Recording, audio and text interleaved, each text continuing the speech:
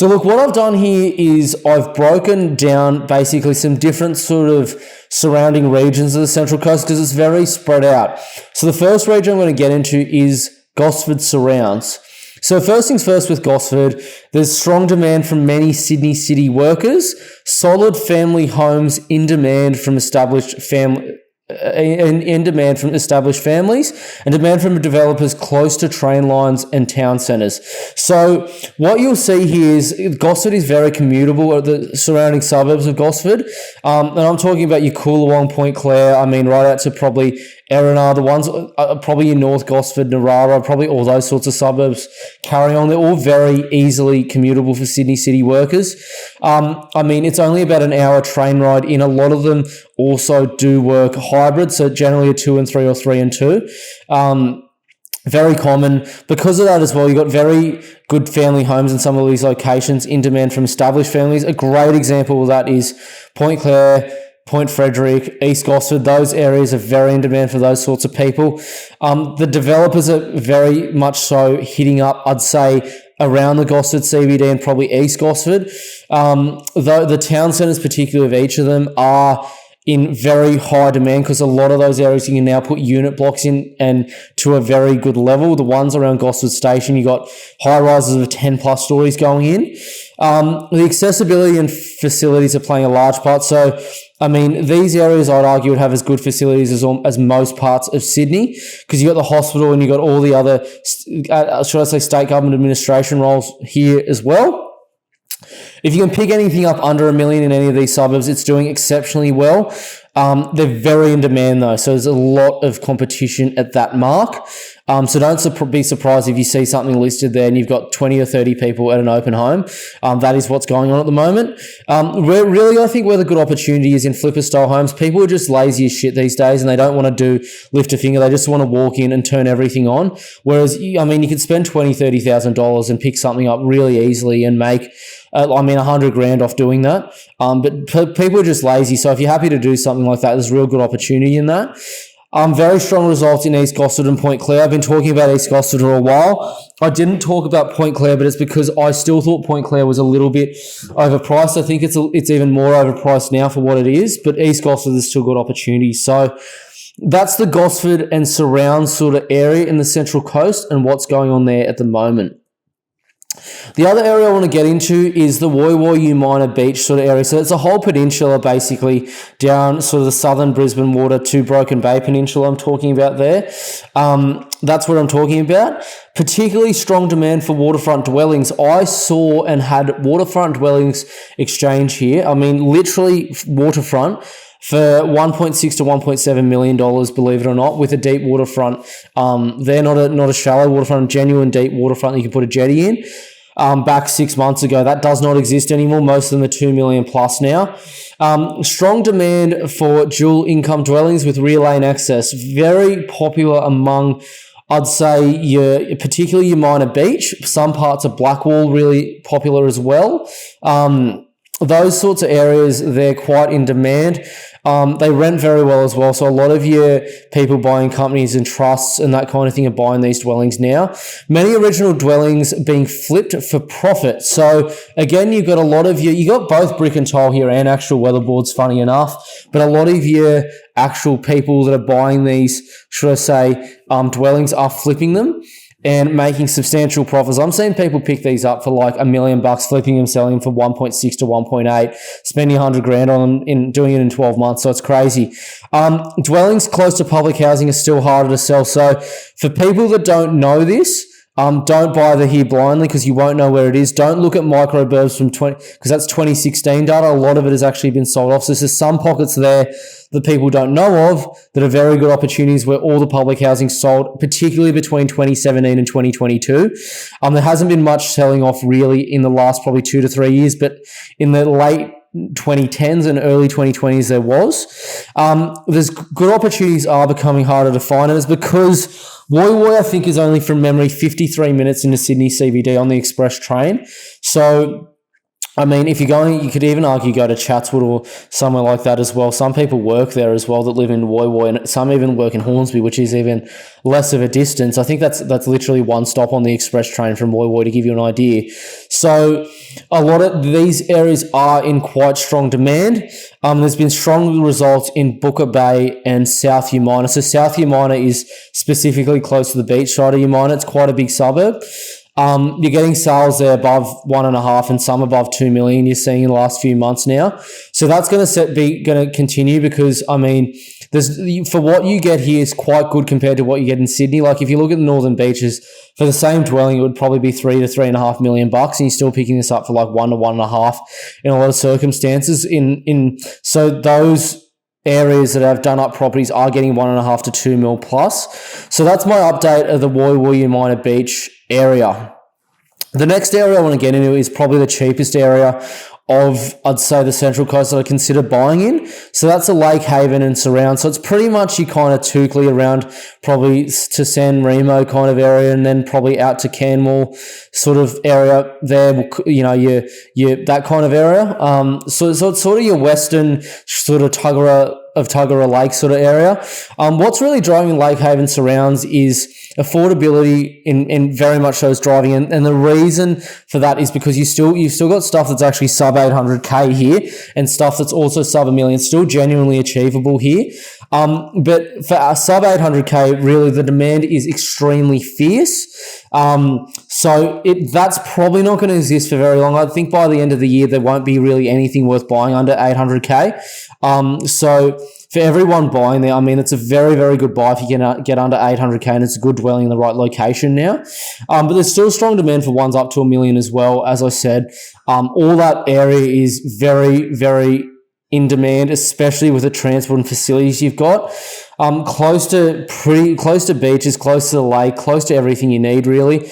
What I'd say is vacancy rates are starting to fall again. And funny enough, even with granny flats becoming more common in the area, vacancy rates are still falling. There's not enough homes in this area. So if you're someone who just wants to buy one house and then put a granny flat on, it's a very good location to do that, because vacancy rates are still falling and there's plenty of granny flats being put up regardless of it. So I mean, very good opportunities here for anyone like that who wants to do something like that. Opportunity in neighbouring suburbs to main centres. Strong results in Canmore and Gorokan. So, I mean, the real centres here is really Lake Haven. It's the surrounding suburbs that really are doing well there. That's where the main suburbs are. And Canmore and Gorokan have had sales above $1 million as of recently, which is crazy for these areas. So it's just showing you that there's so much strong demand in this area. If you're in a suburb neighbouring these and it's the right pocket and you can pick it up for a decent price, you're doing very well. I saw, a property in Gorokan that I thought would sell for $770, $780, sold for $840 in the other day, and that was crazy. I couldn't believe it. So, I mean, Lake Haven surrounds, this is the most affordable pocket, and there's a lot of demand and great opportunity here. So that's my summary of the Lake Haven and surrounds region of the Central Coast. Let's get into the Tuggerah / the entrance and surrounds. So what I'm really talking about is if you line up Wyong Tuggerah and follow the south side of, should I say, Tuggerah Lake around to the entrance in that area, that's what I'm talking about in this area. So this really is possibly one of the last affordable oceanfront / waterfront locations in the Sydney Basin region. It's practically the only one where you'll get, I mean, close to a lake, close to employment centres and the beach, all within about 5-10 minutes, that you can genuinely pick up for under $1 million. So it's the last one really in the Sydney Basin region. So, I mean, really here what you need to know is there's strong demand for dwellings under 900k, and there's many established Sydney families with children moving into these suburbs between this region. Now, the reason for this is because what they see is you've got work very close by, you've got transport close by, you've got the beach close by, and both public primary Catholic and private schools all close by to here.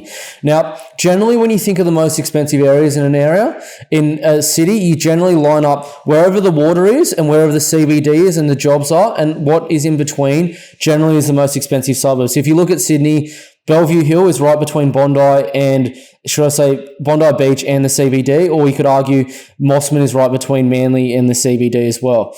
Now, if you look at Melbourne, you've got probably, I'd say Chirac is right between, and Kooyong is right between the CBD and Brighton Beach, most popular beach. Perth's another good example. Dalkeith, Claremont, all those suburbs, Mossman Park, right between Cottesloe, right between Perth CBD. You could even argue, probably Brisbane. Brisbane, you've got, I'd say, because Brisbane's the river, but where is close to the employment hubs, the inner north and inner east. So you'd argue your Hawthorn is close to the CBD, Cannon Hill, it's close to, I'd argue probably the South Brisbane precinct as well on the river. Same as New Farm. It's right next to Fortitude Valley, the CBD. You could argue even probably Hendra and those sorts of other areas that have employment. That's what happens. So furthermore, in these areas, increasing demographics are further improving, as is employment. There's no surprises here. I've just mentioned to people before. This area is close to employment hubs and it's close to the water. That's why. And there's great opportunity in suburbs on the southern end of Tuggerah Lake. So if you line up, anywhere from Berkeley Vale to sort of Shelley Beach, Bateau Bay, all those areas have great opportunities at the moment, and they're going to go up substantially in value because people know that. Particularly strong results in both Killarney Vale and Long Jetty. There's places in Killarney Vale that are selling for above $1.5 million. Same in Long Jetty. I was picking up stuff here for easily there's even stuff sub 850 towards the late sevens. Actually, it was in Killarney, and I was picking up stuff in Long Jetty. I kid you not, for a flat million, even sometimes a little bit less. And this is both 3 to 6 months ago, but they just don't exist anymore. But this is going to continue in suburbs like that because of where they are and the opportunities you've got in these areas. So that's my update for the Tuggerah to the entrance sort of region.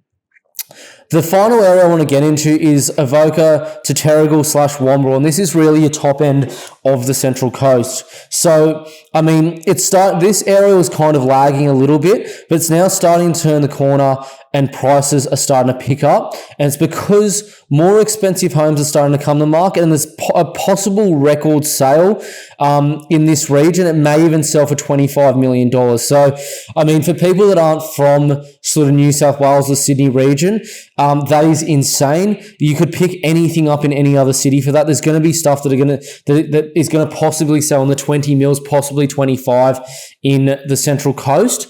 It may have already sold, it's just not come out, but that it is for sale, I know, right now. There's intense competition in this area for homes under 1.5 million. If you can get anything in this area for under that, you're doing very well. And I'm not saying anything that is well located and is the right home, I'm saying, right? Many northern Sydney families in the market to buy here. So the reason for that is a lot of people from the North Shore and Northern Beaches like this area. It's quite similar to a lot of parts of the Northern Beaches and Middle Harbour over here, some parts as well. So people like that, and the lifestyle is excellent. It is literally less than half the price for a comparative suburb, to give you an idea. So that's the reason they like it. It's still within reasonable an hour and a half or so drive of Sydney. So if someone's working hybrid, people can still do it. That's the reason. There's large opportunity in flipper-style homes in lesser-known streets. So a lot of people want to buy the bride street of the suburb. There's bridesmaid streets that people don't look at that have excellent opportunities here, and people tend to ignore them. So just don't get confused by what's going on in terms of that. There's great opportunities in a lot of these locations. So, it's really good to see. But that's where the opportunity is now. Also, there's been some very strong results lately in both Wamberal and Copacabana, places selling for above $3 million. Don't be surprised if you see some in Wamberal and the, oceanfront part of it that start to sell for 5, 6, 10 in the coming, weeks and months, because when the market picks up, people who are in the market to sell or thinking about it for the last 12 start to sell on the top end, because those people don't need to sell at the bottom. They'll just wait till the market picks up, and it bumps the sale prices of the suburb up. So that's what's going on in this region of the market at the moment. So genuinely, the Central Coast is genuinely at the the 6 o'clock mark in the interim and the macro, should I say, part of the market.